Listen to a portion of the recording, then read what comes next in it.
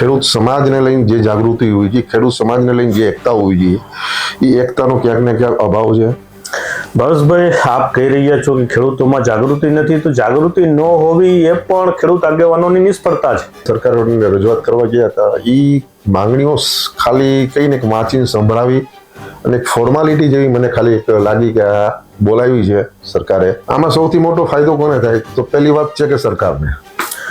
ભાવેશભાઈ, સૌરાષ્ટ્રમાં ઘણા બધા કિસાન આગેવાનો છે કે જે અલગ અલગ રીતે, રાજકીય રીતે કે બિન રાજકીય રીતે ખેડૂતોના હિતમાં કામગીરી કરી રહ્યા છે. તો મારી માંગણીઓ અને મારું વિઝન એક અને એની રણનીતિ જે છે એ મારી ક્લિયર છે. મારે બધાને સાથે લઈને ચાલવું છે. કૃષિને પણ એક ઉદ્યોગનો દરજ્જો મળે. ચક્રવાત ન્યૂઝ. નમસ્કાર, ચક્રવાત ન્યૂઝમાં આપ સર્વે દર્શક મિત્રોનું સ્વાગત છે. આજે આપણા સ્ટુડિયોની મુલાકાતે આવ્યા છે ભાવેશભાઈ માખેસરા. ભાવેશભાઈ કિસાન આગેવાન છે, કિસાન મુવમેન્ટમાં હંમેશા જોવા મળે છે. તાજેતરમાં પરેશ ગોસ્વામી દ્વારા જુનાગઢમાં જે ખેડૂતોને લઈને આંદોલન કરવામાં આવ્યું તેમાં પણ ભાવેશભાઈની હાજરી હતી અને કૃષિ મંત્રીને મળવાના સમયે પણ ભાવેશભાઈ એ પ્રતિનિધિ મંડળનો જ એક હિસ્સો હતા, એક ભાગ હતા. કિસાનોની કોઈ પણ વાત હોય, કોઈ પણ સંગઠન હોય, ભાવેશભાઈની અચૂક હાજરી જોવા મળે છે. ભાવેશભાઈના હૈયે કિસાનોનું હિત વસેલું છે એવું કહી શકાય, કારણ કે છેલ્લા ઘણા જ સમયથી આપણે જોઈ રહ્યા છીએ કે કિસાનોના વિવિધ પ્રશ્નો ઉપર જે પણ અભિયાનો ચાલે છે, જે આંદોલનો ચાલે છે, એ તમામ આંદોલનોનો હિસ્સો ભાવેશભાઈ માખેસરા રહ્યા છે. અખિલ ભારતીય કિસાન સેનાના માધ્યમથી તેઓએ આજથી 7-8 વર્ષ પહેલા અલગ અલગ જિલ્લાઓમાં કિસાનોના 28 પ્રશ્નો ઉપર આવેદનો પણ આપેલા હતા. આવા ભાવેશભાઈ માખેસરા આજે આપણી વચ્ચે ઉપસ્થિત છે. નમસ્કાર ભાવેશભાઈ. જી નમસ્કાર. જય કિસાન. જય કિસાન. ભાવેશભાઈ, આપ જાણો છો કે ગુજરાતમાં, ખાસ કરીને સૌરાષ્ટ્રમાં ઘણા બધા કિસાન આગેવાનો છે, રાજકીય રીતે અને બિન રાજકીય નોન પોલિટિકલ મુવમેન્ટ પણ ચાલે છે. આમ છતાં જમીની સ્તરે જોઈએ તો કિસાન હિતની અંદર કોઈ મોટા નિર્ણયો થઈ શકતા નથી. સરકાર અને સિસ્ટમ સામે જ્યારે કિસાન હિતની વાત હોય ત્યારે ક્યાંક ને ક્યાંક પાછી પાની કરવી પડતી હોય એવું લાગે છે. આની પાછળનું શું કારણ છે? જિગ્નેશભાઈ, એક તો સૌથી મોટો જો પ્રશ્ન હોય અને જે પાછલા 10 વર્ષોની અંદર જે આંદોલનો થયા છે એને જોતા આપને એક વસ્તુ સ્પષ્ટ દેખાય છે કે ખેડૂતોમાં જાગૃતિ નથી. ખેડૂત સમાજને લઈને જે જાગૃતિ હોવી જોઈએ, ખેડૂત સમાજને લઈને જે એકતા હોવી જોઈએ, એ એકતાનો ક્યાંક ને ક્યાંક અભાવ છે. પ્લસ ગુજરાતની રાજનીતિમાં છેલ્લા એક દાયકાથી જે જાતિગત રાજકારણ જે આગળ વધી રહ્યું છે એ પણ એક બહુ મોટો રોલ ભજવે છે. એટલે ખેડૂત સમાજ ક્યાંક ને ક્યાંક સંગઠિત થતા વાર લાગે છે અને એટલી જાગૃતિ નથી. આ એક સૌથી મોટો પ્રશ્ન છે. ભાવેશભાઈ, આપ કહી રહ્યા છો કે ખેડૂતોમાં જાગૃતિ નથી, તો જાગૃતિ ન હોવી એ પણ ખેડૂત આગેવાનોની નિષ્ફળતા છે. બરાબર. મને બહુ ખ્યાલ નથી પણ મેં સાંભળેલી વાતો છે, કારણ કે આપણે સમજવા શીખ્યા ત્યારથી ગુજરાતની અંદર ભારતીય જનતા પાર્ટીનું શાસન છે. પરંતુ એ પૂર્વે 1990ની પહેલા 80ના દાયકામાં કે 70ના દાયકામાં એવી વાત કહેવાય છે કે અખિલ ભારતીય કિસાન સંઘ, જે રાષ્ટ્રીય સ્વયંસેવક સંઘની એક શાખા છે, એક એની બ્રાન્ચ છે, એ ખેડૂતો સાથે જોડાયેલી રહેતી અને ખેડૂતોના પ્રશ્નો ઉપર વારંવાર કોઈને કોઈ રીતે મુવમેન્ટમાં રહેતી, સિસ્ટમ સામે, સરકાર સામે. તો ભારતીય જનતા પાર્ટીની સરકાર જ્યારથી અસ્તિત્વમાં આવી છે ત્યારે કિસાન સંઘ છે એની મુવમેન્ટ તો ઓછી થઈ જ ગઈ છે, કારણ કે તો સરકાર, સત્તાધારી પક્ષ સાથેની એની ભાગીદારી છે. પરંતુ એ સિવાયના જે કિસાન સંગઠનો છે, પછી એ કિસાન કોંગ્રેસ હોય કે નોન પોલિટિકલ કિસાન ઓર્ગેનાઇઝેશન હોય અલગ અલગ પ્રકારના, એમની જે સક્રિય ભાગીદારી ખેડૂતો સાથે હોવી જોઈએ, ખેડૂતોના પ્રશ્નો સાથે હોવી જોઈએ અને એનું જે સંગઠન તાલુકા કે ગ્રામ્ય લેવલ સુધી હોવું જોઈએ, એ સંગઠનનો ક્યાંક ને ક્યાંક અભાવ જોવા મળે છે. ને એના કારણે થઈ અને ખેડૂતો છે એમાં તમે કીધું એમ જાગૃતિ જે લઈ આવવી જોઈએ આપણે, એ જાગૃતિ આપણે લઈ આવી શક્યા નથી. તો એનો ઉપાય શું? એના માટે આપણે શું કરી શકીએ? એના માટે દરેક સમાજના જે આપણે કહીએ ને કે સામાજિક સંગઠનોનો પણ એટલો જ મોટો ભાગ ભજવતો હોય છે. ખેડૂત એટલે ખાલી એવું નથી કે ખાલી ખેડૂત સંગઠનોની એકની જવાબદારી છે. જે સામાજિક સંગઠનો છે એની પણ એટલી જ જવાબદારી બને છે કે એના પોતાના સમાજના જે ખેડૂતો છે, 18 વર્ણની અંદર ખેડૂત છે, એવું એક પણ સમાજ નથી કે જે ખેતી નથી કરતો. પ્રમાણ ઓછું હશે, વધતા ઓછા, પણ ખેતી સાથે સંકળાયેલ છે, કોઈ મજદૂરી સાથે સંકળાયેલા છે. તો આ ખાલી ખેડૂત સંગઠનોની જવાબદારી છે એવું ના કહી શકીએ. આની સાથે સાથે ખેડૂત જે સામાજિક સંગઠનો છે એની પણ જવાબદારી છે, અને એ લોકોએ પણ આગળ આવવું જોઈએ. તો જ ક્યાંક ઠોસ નિર્ણય તરફ આગળ વધી શકશે, તો જ આમાં ખેડૂતોનું અને મજદૂરોનું આમાં ઉદ્ધાર થશે. ભાવેશભાઈ, તાજેતરમાં માવઠા બાદ જ્યારે ખેડૂતોમાં આક્રોશ છે એ ચરમસીમા પર હતો, જી, અને એ સમયે આપ પણ કમિટીનો હિસ્સો હતા. એવી એક કમિટી દ્વારા પરેશ ગોસ્વામીના નેતૃત્વમાં જુનાગઢ ખાતે એક આંદોલનની જાહેરાત કરવામાં આવી હતી, અને મોટી સંખ્યામાં ખેડૂતો પણ ત્યાં ઉપસ્થિત હતા. તો એ બાબતે કમિટીની માંગ શું હતી, અને એ દિશામાં અત્યાર સુધીમાં કઈ કઈ કાર્યવાહીઓ થઈ છે? એ જે 10 નવેમ્બરથી જે શરૂઆત થઈ હતી જુનાગઢથી, અને ખેડૂતોનો આક્રોશ ચરમસીમા ઉપર હતો, અને ઘણા વર્ષો બાદ ખેડૂતોનો આક્રોશ સમગ્ર ગુજરાતમાંથી ફૂટી વળ્યો હતો માવઠાના હિસાબે. કારણ કે આર્થિક નુકસાની બહુ મોટા પાયે ખેડૂતોના ભાગે આવી હતી. અને એ સમયે 3 માંગણીઓ જે મુખ્ય હતી: 3 લાખ સુધીનું કર્જ માફી, 19નો જે પાક વીમો છે એ મળે બાકી જે લોકોનો, અને ત્રીજું જે વસ્તુ હતી એ ભાવની ખરીદી, એ 200 મણ મગફળીની ખરીદી કરવી. આ 3 મુખ્ય માંગણીઓને લઈને અમે જ્યારે સરકારોને રજૂઆત કરવા ગયા હતા, એ માંગણીઓ ખાલી કહીને વાંચીને સંભળાવી અને એક ફોર્માલિટી જેવી મને ખાલી એક લાગી કે આ બોલાવી છે સરકારે, આમંત્રણ આપ્યું છે ડિસ્કશન કરવા માટે, એટલે જેથી કરીને ખેડૂતોને આશા બંધાય અને ખેડૂતોનું ક્યાંક ને ક્યાંક જે એક વેક્યુમ ક્રિએટ થયું હતું, એક પ્રેશર જે ક્રિએટ થયું હતું ને, એ પ્રેશર રિલીઝ કરવાનું માધ્યમ બન્યા એ સંગઠનની કમિટી, એવું મને અત્યારે દેખાઈ રહ્યું છે. કે જેથી કરીને ખેડૂતોમાંથી આક્રોશ ઓછો થાય, અને કઈ ને તમે આશા દેખાડી દીધી એટલે અહીંયા કંઈક થશે, પણ એના પછીની અત્યારે તમે જો એ વસ્તુ ની ઘટનાક્રમ પછી જો આજે 1 મહિનો થયો, કોઈ પણ હલચલ એ સંગઠન દ્વારા નથી. હું એ કમિટીમાંથી બહાર નીકળી ગયો. કારણ કે મેં એને ઘણા સૂચનો પણ આપ્યા હતા મારા તરફથી કે ભાઈ ખાલી એક આપણે દરેક તાલુકે મિટિંગો થવી જોઈએ, ખેડૂતોને જાગૃત કરવા જોઈએ, ખેડૂતોની તાકાત શું છે એનો અહેસાસ ખેડૂતોને કરાવવો જોઈએ, સામાજિક સંગઠનોના જે બી પદાધિકારીઓ છે જે ચલાવી રહ્યા છે સામાજિક નાના મોટા સંગઠનો, એમને પણ સાથે જોડીએ, તો જેથી કરીને આ મુવમેન્ટ છે એક માસ મુવમેન્ટ બને. એવું મેં મને સલાહ સૂચન જે તે સમયે મેં આપી હતી. પણ ક્યાંક ને ક્યાંક એ લોકોની જે કહીને કે મને એવું લાગતું હતું કે બેકડોર ઉપરથી કોઈ દોરવણી ચાલતું હોય એવું મને દેખાણું, અને એના મુજબ એ લોકો 2 મહિના થયા કંઈ દેખાતું નથી. એટલે એક સ્પષ્ટ ચિત્ર દેખાઈ ગયું કે આ આંદોલનની ખાલી વેક્યુમ ક્રિએટ કરવા માટે જે થયું હતું, એને એક પ્રેશર રિલીઝ કરવા માટેનું એક આ સંગઠન દ્વારા માધ્યમ અને હાથો બનાવવામાં આવ્યો. તમે કીધું કે એને બેક સાઈડથી કોઈ દોરવણી આપતું હોય, તો બેક સાઈડથી કોણ દોરવણી આપતું હોય? આમાં સૌથી મોટો ફાયદો કોને થાય? તો પહેલી વાત છે કે સરકારને, શાસક પક્ષ હોય એને સીધો ફાયદો થતો હોય છે. એટલે શાસક પક્ષ દ્વારા જ આને દોરવણી થતી હોય એ સીધી વાત છે. તો ખેડૂત આગેવાનો જ્યારે શાસક પક્ષનો અથવા તો સરકારનો અથવા તો સિસ્ટમ તંત્રનો હાથો બની જાય છે, અને એને કારણે ખેડૂતો છે એ નો આગેવાનો ઉપરથી કે સંગઠનો ઉપરથી વિશ્વાસ ભંગ થઈ રહ્યો હોય એવું આપને નથી લાગતું? બિલકુલ. અને આ રાજકીય રીતે એવું થતું હોય છે. પણ એક વસ્તુ તમે યાદ રાખો, જેમ આપણે બાળક નાનું હોય છે, પડીએ છીએ, ફરીથી એ લાગે છે, ફરીથી ઊભા થઈએ, ફરીથી પડીએ, ફરીથી ઊભા થઈએ, લાગે, આવું બધું થતું જ રહેતું હોય. આ જાહેર જીવન છે, આના કોઈ મીટર નથી હોતા કે કોઈ માણસ અંદરથી કેવું છે, કોણ શું કરી રહ્યું છે, કોની કઈ મેન્ટાલિટી છે, શું મહત્વાકાંક્ષા છે. એટલે આવું બધું તો થતું રહે, નાના નાના આવા પ્રશ્નો ઊભા થતા હોય. પણ આનાથી વિશ્વાસ મૂકી દઈએ કે આખું સમાજ જ એવો છે કે આમાં કોઈ સાંભળે એવું જ નથી, તો એ વસ્તુ શક્ય ના હોય. કારણ કે એકદમ જ આઝાદીની લડાઈમાં પણ શરૂઆત કોનાથી કરી? એક જ વ્યક્તિથી શરૂઆત થઈ, એક કારવા બનતા ગયા, જબ લોક જુડતે ગયે.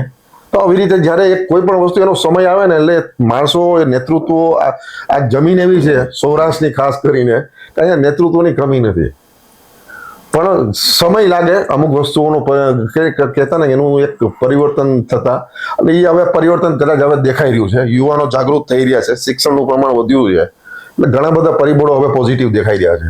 અને એટલે જ આ આક્રોશને ક્યાંક ને ક્યાંક સરકાર વહેલા સમજી ગઈ કે આને જો દામવામાં નહીં આવે, આને જો વેક્યુમ જે ક્રિએટ થયું છે એને પ્રેશર રિલીઝ કરવામાં નહીં આવે, તો આવનાર સમય માટે આ સૌથી મોટો દુખાવો બનશે. ભાવેશભાઈ, સૌરાષ્ટ્રમાં ઘણા બધા કિસાન આગેવાનો છે કે જે અલગ અલગ રીતે રાજકીય રીતે કે બિન રાજકીય રીતે ખેડૂતોના હિતમાં કામગીરી કરી રહ્યા છે. એવા 5 નામ અગ્રણી જેને કહી શકાય જે ખરેખર નિષ્ઠાપૂર્વક કામ કરે, જેવા 5 નામ આપવાના થાય તો તમે કેને નામ 1 થી 5 નંબર આપશો? જો રાજકીય રીતે હું તમને કહું તો ડાયાભાઈ ગજેરા છે એક, પછી પાલભાઈ આંબલિયા છે. આ મારા જે કંઈ કે કાયમી માટે હું વર્ષોથી જોઉં છું કે એમની સાથે સંકળાયેલો છું, એટલે આ 2 ચિત્રો હંમેશા ખેડૂતોનો અવાજ બની ઉભા હોય છે, ભલે રાજકીય તો રાજકીય રીતે પણ. અને બીજા જો જોઈએ તો આપણે ભરતસિંહ ઝાલા છે, જે કાનૂની લડાઈ કાયદાકીય લડાઈમાં આગળ અગ્રેસર છે. પછી ભાવનગરથી ભરતસિંહ કરીને બીજા મોરી કે એવું કંઈક નામ છે એ છે.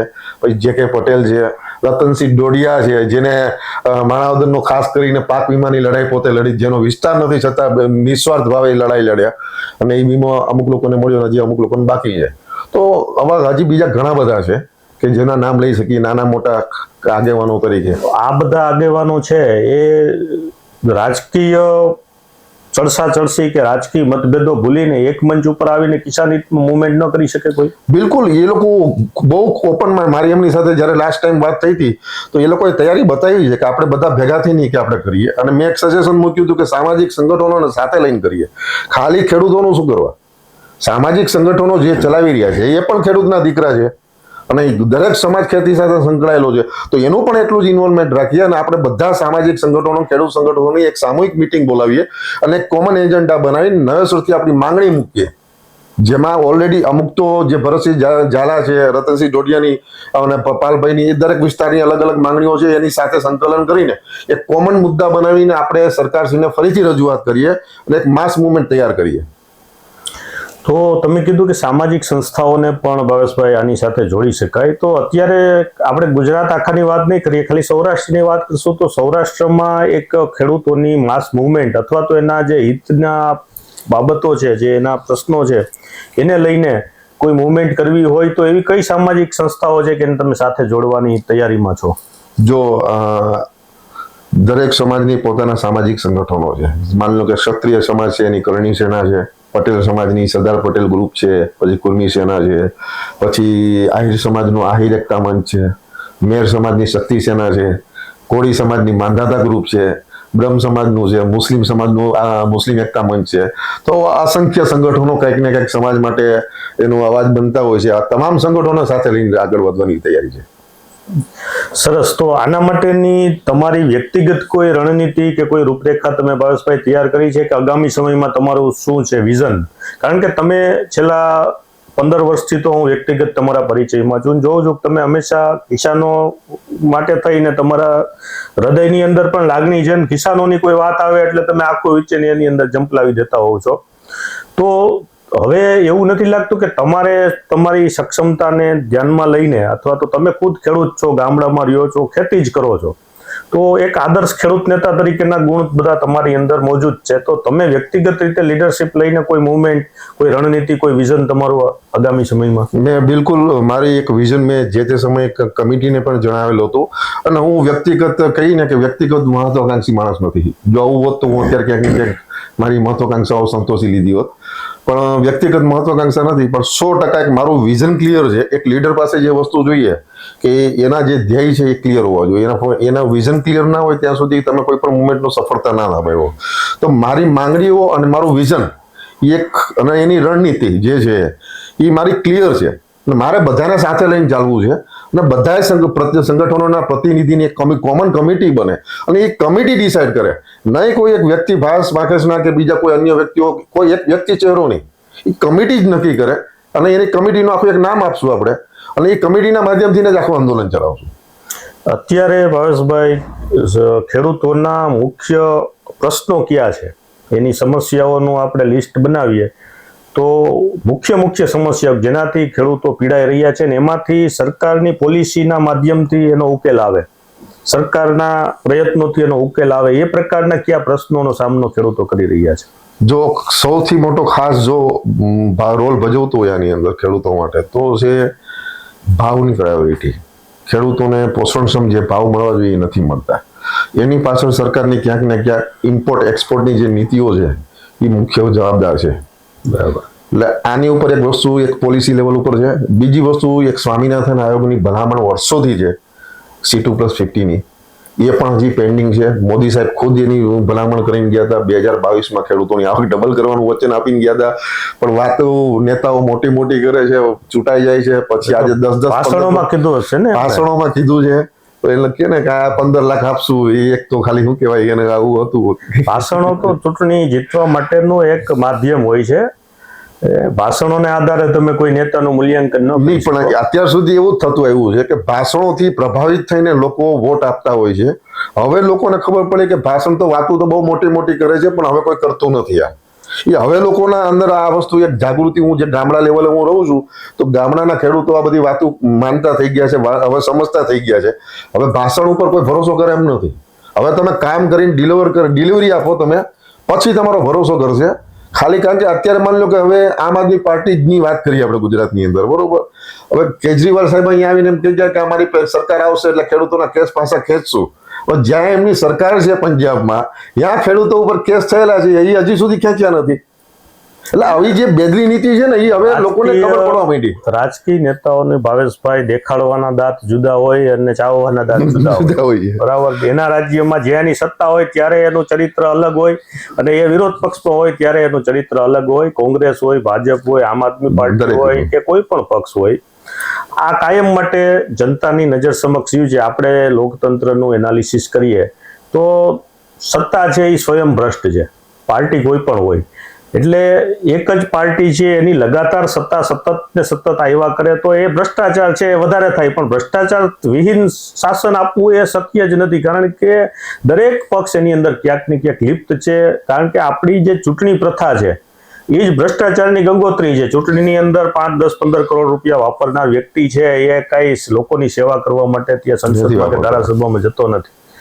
એ 5, 10, 15 કરોડનું ચૂંટણીમાં રોકાણ કરે છે અને એના વળતર સ્વરૂપે 50-100 કરોડ રૂપિયા એ કમાય છે. આ એક લોકતંત્રને આપણે છે એ બિઝનેસ બનાવી દીધો છે, વ્યાપાર બનાવી દીધો છે, અને જનતાની નજર સામે અને જનતાના સહકારથી આ બધું થાય છે. કારણ કે ચૂંટણીની અંદર લાભ લેવા વાળા લાભાર્થી લોકો છે કે જે 5-25 હજાર કે 200-500 હજાર રૂપિયાની અંદર પોતાનો મત વેચતા હોય છે.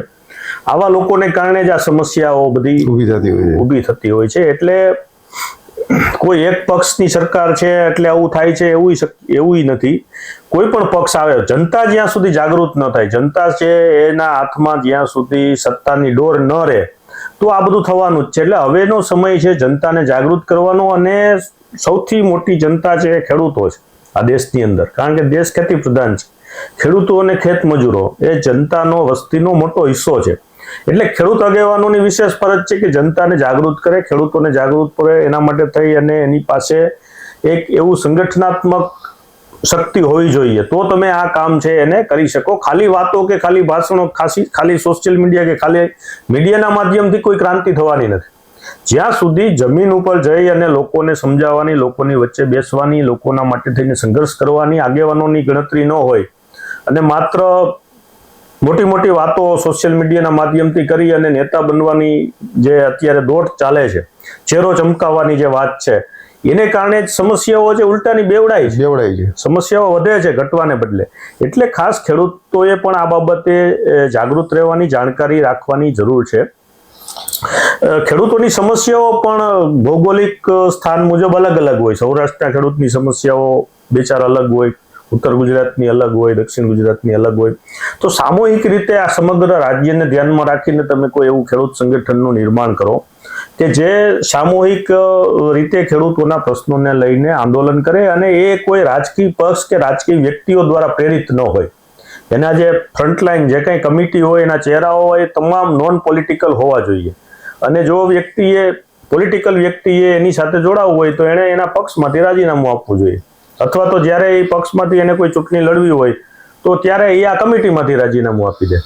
આવું એક કોઈ બંધારણ બને તો મને લાગે છે કે ખેડૂતોની વાત વધારે સારી રીતે ભવિષ્યની અંદર ઊભી થઈ શકે. એક મુદ્દો આપણો એ છે કે આપણા હિતમાં કેવી રીતે નિર્ણય લઈ આવો, એ આપણું લક્ષ્ય હોવું જોઈએ.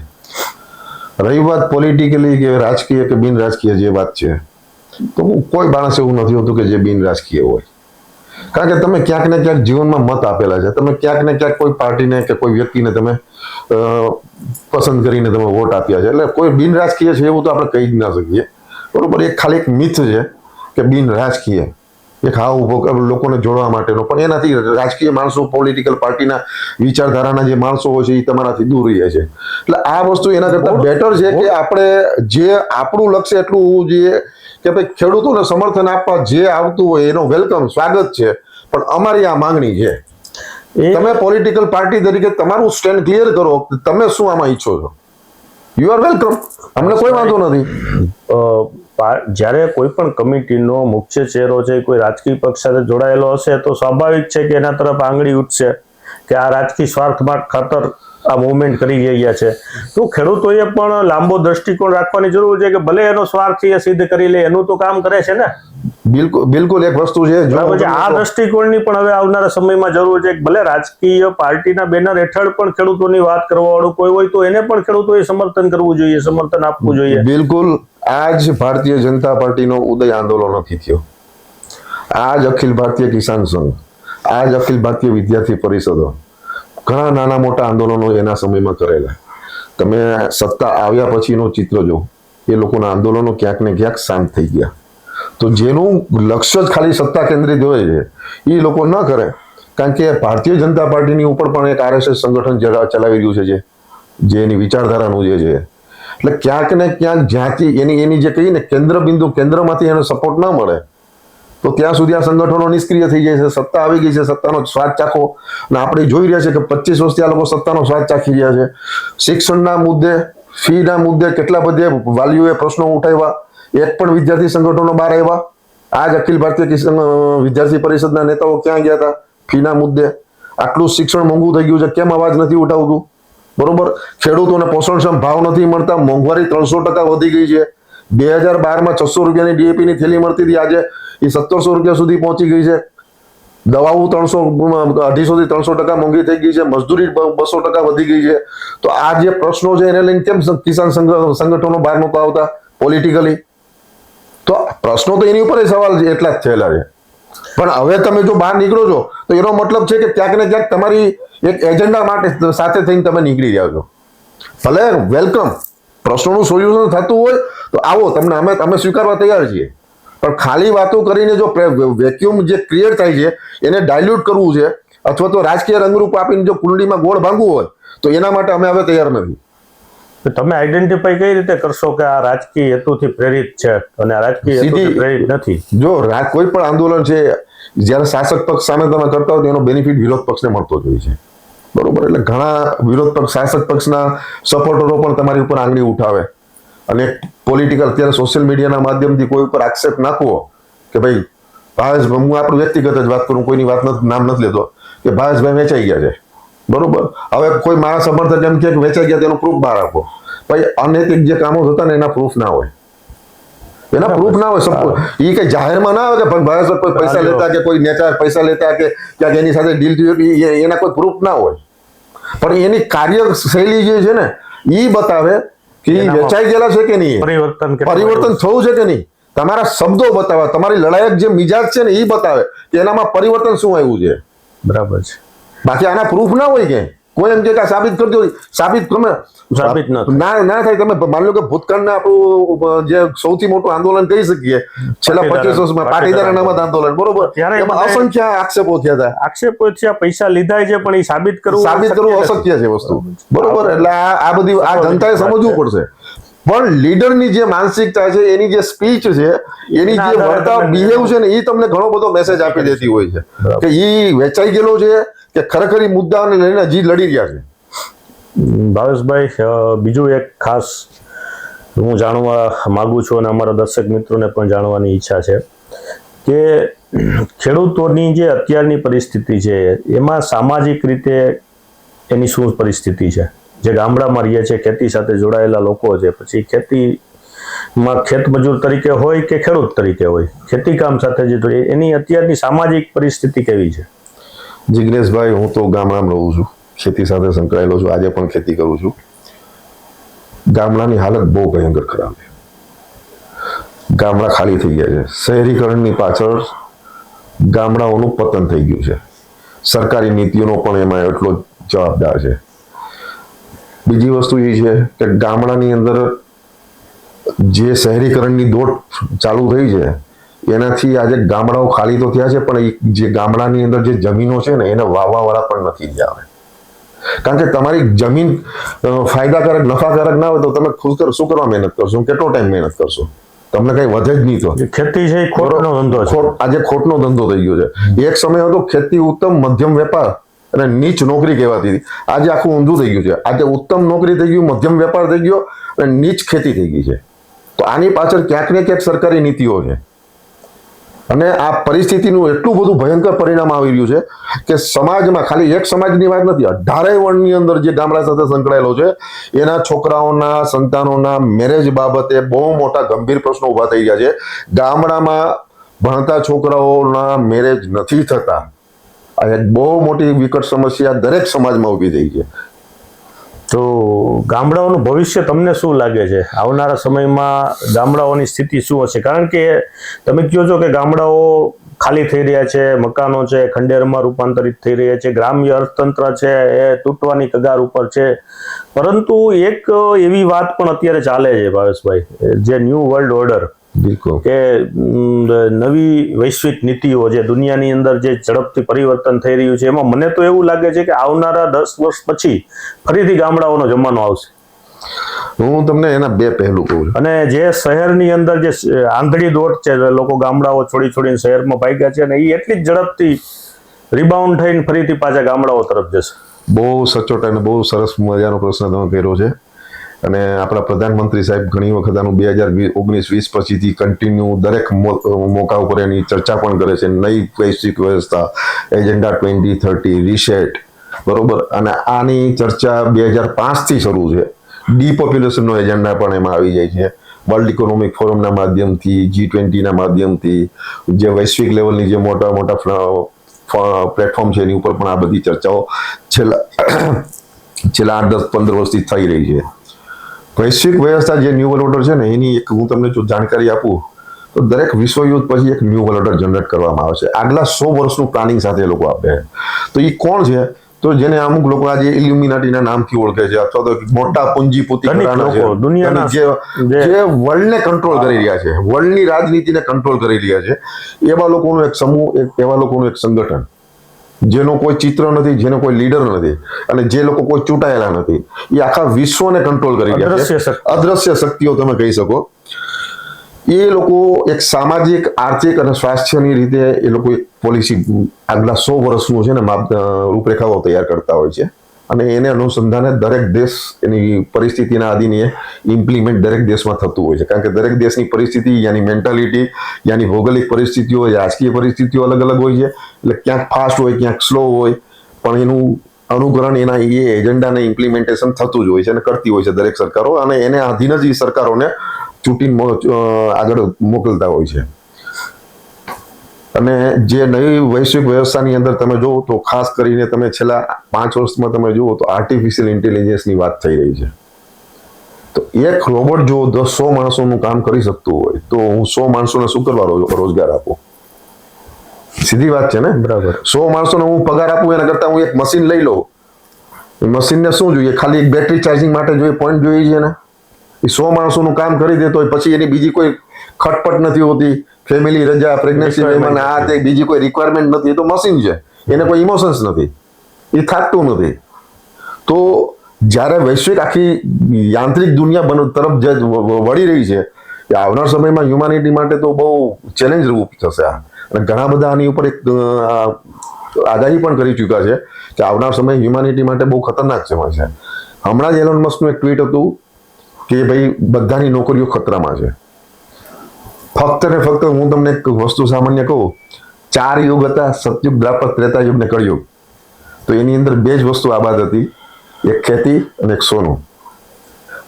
એ ત્યારે પણ ચાલતું હતું ને આજે પણ ચાલશે અને આવનાર સમયમાં ચાલશે. તો જેની પાસે ખેતી હશે, જેની પાસે સોનું હશે સેવિંગ્સમાં, એ લોકો આવનાર સમયને જે આવનાર સમયમાં સારી રીતે પસાર કરી જીવન જીવી શકશે. બાકી તમે નોકરીઓની જો અપેક્ષા રાખતા હોય, હું તો આ તકે આપણા મીડિયાના માધ્યમથી હું કહેવા માંગુ છું કે જે લોકો મેં ગઈ વખતે એક આંદોલનમાં જોયું હતું કે અમુક ભાઈઓ અને બહેનો લગ્ન પણ નથી કર્યા કે નોકરીની આશાના હિસાબે. ભાઈ હું તમને એક વસ્તુ હાથ જોડીને કહેવા માંગુ છું, તમે ન્યૂ વર્લ્ડ ઓર્ડર શું છે ગૂગલ સર્ચ કરો, તમને સારા ઘણા બધા પ્લેટફોર્મના માધ્યમથી તમને આ ન્યૂ વર્લ્ડ ઓર્ડરની વાસ્તવિકતા તમને હવે ખબર પડવા મળશે. પહેલા તો એ બેન હતું, હવે બેન નથી, હવે ઘણા બધા વિડીયો અવેલેબલ છે. તમે વાસ્તવિક જીવન તરફ વળો. જમીન જે કહીને રૂટ જે છે આપણો, તો રૂટ શું છે? ગામડું છે, ખેતી છે. ફરીથી તમારે ત્યાં જ આવવું પડશે. ધંધાની પણ એક કેપેસિટી હોય છે કે ધંધાનું ડેવલપમેન્ટ ક્યાં સુધી તમે કરશો. દરેક ધંધાની પણ એક રિક્વાયરમેન્ટ હોય છે. કોમ્પિટિશન એટલી થાય છે. આજે 50 લાખની દુકાન તમે લઈને 25 લાખનો સામાન ભરો, 75 લાખનું તમે રોકાણ કરો અને મહિને જો 25,000 20,000 ન કમાતા હો તો એ, અને 8 થી 10 કલાકનો તમારો સમય પણ એમાં ઇન્વેસ્ટ કરતા હો તો એ ધંધો કઈ રીતનો કામનો તમને? તો એના કરતાં બેટર છે કે તમે ખેતી સાથે સંકળાવો. તમારી જિંદગીના બેતાજ બાદશાહ ખેડૂત છે, એ પોતાનો માલિક છે, કોઈનો નથી. અને એટલે જ સરકાર છે, તમે જુઓ સરકાર જે 3 કાળા કાનૂન લઈને આવી હતી જમીન માટેના, જેના માટે પંજાબ અને હરિયાણા અને ઉત્તર પ્રદેશ રાજસ્થાનના કિસાનોએ લડાઈ લડી હતી, સંયુક્ત લડાઈ. શું કરવા? કોવિડ સમયે જ કેમ એવી જરૂર પડી અને એ લઈ એવા? આ વિચારવા જેવી છે. એક સમયે દેશમાં કોવિડની મહામારી ચાલી રહી છે અને એ સમયે આવા કાળા કાનૂન લઈ એવા. તો એનો માટે, અને એની લડાઈ જે ચાલી 1 વર્ષ સુધી લાંબી, એ કઈ નાની લડાઈ નહોતી.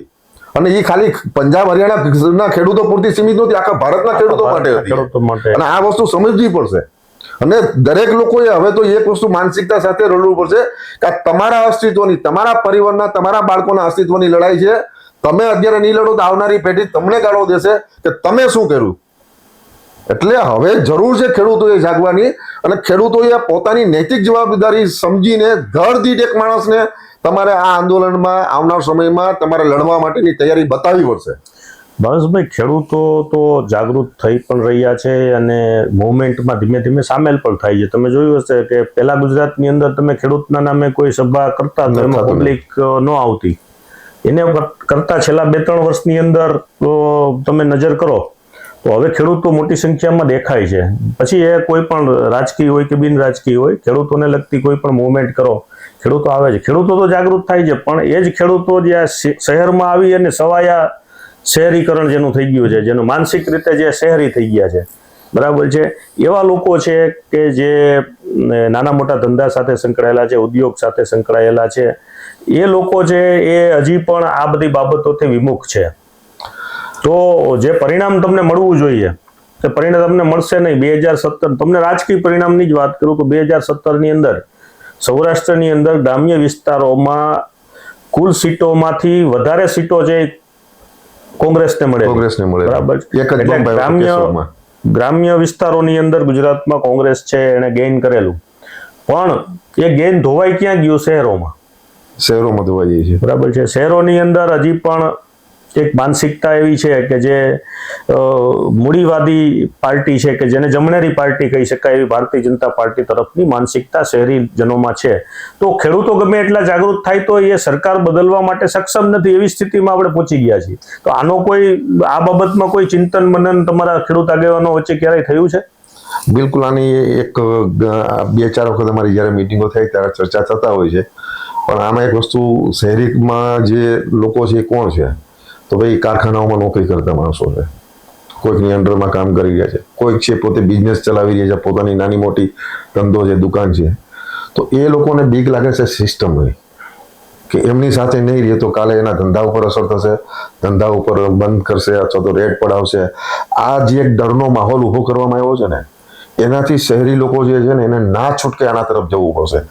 રહી વાત જે જાગૃતિ અત્યારે થઈ રહી છે ને, એની પાછળનું કારણ એ જ છે કે ગામડાની વિકટ પરિસ્થિતિ, કે ને કે તમારા પેટમાં જ્યાં સુધી આગ ન લાગે ને ત્યાં સુધી તમે મોઢેથી બોલવાના નથી. એટલે આ એ દર્શાવી રહ્યા છે કે જે ખેડૂતોમાં જાગૃતિ ધીરે ધીરે વધી રહી છે ને, એ ખબર પડી, એનો એક સીધો મેસેજ છે કે ખેડૂતોમાં હવે ભૂખ જાગી છે, કે હવે એનાથી 4 છેડા ભેગા થાય એવી કન્ડિશન નથી. કારણ કે તમે એક વિચાર કરો કે આપણે જ્યારે ભણીને નીકળ્યા ત્યારે આપણે ફ્રી ઓફ એજ્યુકેશનમાં નીકળ્યા, સરકારી સ્કૂલોમાં ભણીને નીકળ્યા. આજે ગામડાની અંદર પણ પ્રાઇવેટ સ્કૂલોની બસો આવી રહી છે. એક બાળકને તમે ગામડાની અંદર પ્રાઇવેટ સ્કૂલમાં ભણાવો ને એટલે એક બાળક તમારું 35,000 થી 40,000 રૂપિયા વર્ષમાં એનો ખર્ચો થાય છે. તો 2 બાળક હોય એટલે પછી 60,000 થી 70,000 રૂપિયા તમે બાળક ચોખ્ખા તમારી જે આવક છે ખેતીની એમાંથી 60 થી 70 હજાર રૂપિયા તમે બાળકના એજ્યુકેશન માટે ખર્ચો છો, તો એ તો તમારી બચત વહી ગઈ. અત્યારે ખેડૂત પાસે જે કહીને બચત નથી, એનું કારણ શું છે કે તમારી તમામ વસ્તુનું પ્રાઇવેટીકરણ જે કરી નાખવામાં આવ્યું છે ને, આ એનું પરિણામ છે. એટલે ખેડૂતોએ હવે ફરીથી આ જે શહેર તરફની દોટ છે એમાંથી પાછા વળવું પડશે, અને જે કાંઈ આ માહોલ ઊભો કરી અને એને જે માનસિક રીતે ભ્રમિત કરી દેવામાં આવ્યું, એની બદલે પોતાનું સ્વાવલંબી અર્થતંત્ર જે પહેલા હતું એ આપણે અંગ્રેજોના વખતમાં ટકી ગયા, એ પહેલા મુગલ કાળ અને જે કાંઈ રાજાશાહીનો યુગ હતા એમાં પણ ખેડૂતો ટકી ગયા અથવા તો સ્વતંત્ર એની જિંદગી સારી રીતે જીવી શક્યા. તો હવે પછીનો જે સમય છે એની અંદર પણ એનું જે સ્વાવલંબી અર્થતંત્ર છે એને કઈ રીતે બચાવી શકાય, મોડેલને ફરીથી કઈ રીતે સ્થાપિત કરવું, કે એક આપણું ગ્રામ્ય અર્થતંત્ર આપણે ડેવલપ કરીએ કે જ્યાં ગામડા અને એની આસપાસના વિસ્તારોનું એક સંયુક્ત એકમ બને અને એને એકબીજા ઉપર એ બધા નિર્ભર હોય, એને દૂર સુધી ત્યાંથી 100-200 કિલોમીટર 500 કિલોમીટર દૂર જવાની જરૂર ન પડે એની જરૂરિયાતો માટે. એક સારી જિંદગી છે એ ગ્રામ્ય લેવલે જીવી શકે એ પ્રકારના એક સ્વાવલંબી અર્થતંત્રની પણ જરૂર હોય એવું નથી લાગતું ભાવેશભાઈ તમને? બિલકુલ. અને એક વસ્તુ છે કે ગામડામાં જે આજે જે શહેરમાં જે માણસો વસી રહ્યા છે એ જે સુવિધાનો ઉપયોગ કરી રહ્યા છે એ તમામ સુવિધાઓ આજે ગામડામાં અવેલેબલ છે. ફરક એટલો છે, ગામડામાં લાઇટિંગ નથી, ઝાકમ જોડ નથી, દેખાડો નથી, આટલો જ ફરક છે. બાકી તમે જે શહેરમાં જે વસ્તુઓનો ઉપયોગ કરી રહ્યા છો એ તમામ વસ્તુઓ આજે ગામડાની અંદર અવેલેબલ છે. તમારે આ માનસિકતા, આ માઇન્ડસેટને બદલવી પડશે. તમે એક શહેરમાં તો એક 1000-1500 સ્ક્વેર ફૂટના મકાનની અંદર 4 દિવાલમાં કેદ થઈ જાવ છો, પણ ગામડામાં વિઘાયકના ખુલ્લા આસમાન નીચે શુદ્ધ હવા, શુદ્ધ વાતાવરણમાં તમારી પાસે ઘર છે, મકાનો છે. એને ફરીથી તમારી તરફ વળવું જ પડશે. વિકલ્પ નથી તમારી પાસે. તમે જેટલા વહેલા સમજી જશો, અત્યારે તમે જો ઘણા બધા એવા કેસ બની રહ્યા છે સમાજમાં કે વ્યાજના ચક્કરમાં ફસાઈને લોકો સુસાઇડ કરી રહ્યા છે, કારણ કે ભાઈ એને શહેરમાં હવે આવક નથી રહી. ફેમિલીને ટકાવી રાખવા માટે અમુકને છૂટાછેડા બૈરાઓનું પણ એટલું પ્રેશર હોય છે પુરુષ ઉપર કે તમે કમાતા નથી, ઘણા બધા આક્ષેપો થતા હોય છે. એટલે પુરુષ ના છૂટકે વ્યાજના ચક્કરમાં ફસાય છે, અને પછી જ્યારે એ વ્યાજના ચક્કરમાં નથી નીકળી શકતા ત્યારે એ માણસ આત્મહત્યા, સામૂહિક આત્મહત્યાના ઘણા બધા કેસ છેલ્લા 4-5 વર્ષમાં તમે જોયા હશે. તો ભાઈ આ શું કરવા? આવી પરિસ્થિતિ તમે જીવ સુધી શું કરવા જાઓ છો? તમે શું કરવા? તમે તમારા વતન સાથે પાછું જોડવામાં તમને શેની શરમ છે? ભાવેશભાઈ, એમાં એવું છે કે વતનમાં તમે કંઈક રાખ્યું હોય તમે પાછા જઈ શકો. અત્યારે તકલીફ એ છે કે મોટા ભાગના લોકો જમીનો વેચી રહ્યા છે પોતાની, જે આપણા બાપ દાદાઓએ હજારો વર્ષથી કે વર્ષોથી જે સાચવીને આપણને આપેલી જમીનોને આપણે શેરી ઝાકઝમાળની વચ્ચે એને આકર્ષિત થઈ અને આપણે વેચી રહ્યા છીએ. એટલે આપણી પાસે જવાનો રસ્તો આપણે બંધ કરીએ છીએ જાતે જ. તો એના માટે શું કરી શકાય? એના માટે તો એ જ વસ્તુ છે કે ક્યાંક ગ્રામ્ય લેવલે જેવું અર્થતંત્ર જે ડેવલપ થાય કે એમાં ખેતીની જમીન ન હોય એ લોકો પણ એમાં આત્મનિર્ભર બની શકે અને ત્યાં રહીને એનું જીવન સારી રીતે જીવી શકે. પહેલા તો ખેતીને એક ઉદ્યોગનો દરજ્જો મળવો જોઈએ. સારા પ્રશ્નોનું સોલ્યુશન અહીંયા છે પોલિસી લેવલ ઉપર. ખેતીને, કૃષિને ઔદ્યોગિક દ્રષ્ટિએ જો દરજ્જો આપવામાં આવે તો એનું બજેટ વધારે ફાળવવામાં આવે, ગામડાઓને ધ્યાનમાં રાખીને એને લઈને નિયમો કરવામાં આવે, એને બજેટ એટલું ફાળવવામાં આવે તો એનો વિકાસ પણ થાય. એટલે પહેલીથી વસ્તુ સરકારી લેવલે, પોલિસી લેવલે આ એક સુધારો થવો જોઈએ, કૃષિને પણ એક ઉદ્યોગનો દરજ્જો મળે. બીજી એક વસ્તુ છે કે ભાઈ આપણું એજ્યુકેશન જે છે ને એ ખાલી વ્યવસાય કેન્દ્રિત બની ગયું છે, ક્યાંક ને ક્યાંક જોબ ગુલામી જે કહીને એ કેન્દ્રિત જ બની ગયું છે. તમે જો આપણે નાના હતા તે ભણીશ તો તને સારી નોકરી મળશે, આ જે માનસિકતા હતી ને કે ભણવાથી સારી નોકરી મળે છે, આમાં પણ થોડું હવે ચેન્જીસ લેવાની જરૂર છે. તમારું જીવન જીવવા માટે હું ખાલી પૈસો જ મહત્વનો છે? પૈસાની સાથે તમારી શાંતિ, તમારું ટાઈમ, તમારી ફ્રીડમ, સ્વતંત્રતા એની કોઈ ઇમ્પોર્ટન્ટ નથી કે તમારી ઈચ્છા થાય ત્યારે તમે જઈ શકો, ઈચ્છા થાય ત્યારે તમે ફરી શકો, ઈચ્છા થાય ત્યારે તમે ખાઈ શકો. તો આ પણ તમારે આજે જે લોકો ફોરેન જાય છે એમ કહે છે કે અમે ફોરેનમાં કરોડો રૂપિયા કમાય, પણ હવે કરોડો રૂપિયા લઈને તમે ઇન્ડિયામાં નથી આવવા માંગતા. કેમ? તો ક્વોલિટી ઓફ જે લાઈફ છે ઇન્ડિયાની, બરોબર, અહીંની જે લોકોની અંદર સિવિક સેન્સ છે એની કમી છે. ઘણા બધા લેવલે આની બધી લોકોએ મંથન કરવું પડશે. યુવાનોને એક વસ્તુ, બીજી એક મુવમેન્ટ, તમે આની પહેલા પ્રશ્ન પૂછ્યો કે મુવમેન્ટ ખડી નથી થતી એની પાછળ, તો એની પાછળનું મોટું કારણ છે સોશિયલ મીડિયા. સોશિયલ મીડિયાના માધ્યમથી આજે માનો કે તમને કોઈ આક્રોશ કે કોઈ વસ્તુ ન ગમી તો તમે સોશિયલ મીડિયામાં લખી નાખશો, અથવા તો તમે નાનો મોટો વિડીયો બનાવીને તમારે આક્રોશ, અંદરનો આક્રોશ વ્યક્ત કરી દેશો. પરાસ કાઢીને તમે ગ્રાઉન્ડ ઉપર જે પરફોર્મ કરવાની શક્તિ છે ને એ ક્યાંક ને ક્યાંક ખતમ થઈ જાય છે. અને આંદોલન છે એ ગ્રાઉન્ડ ઉપર થાય છે, સોશિયલ મીડિયામાં નથી થતા.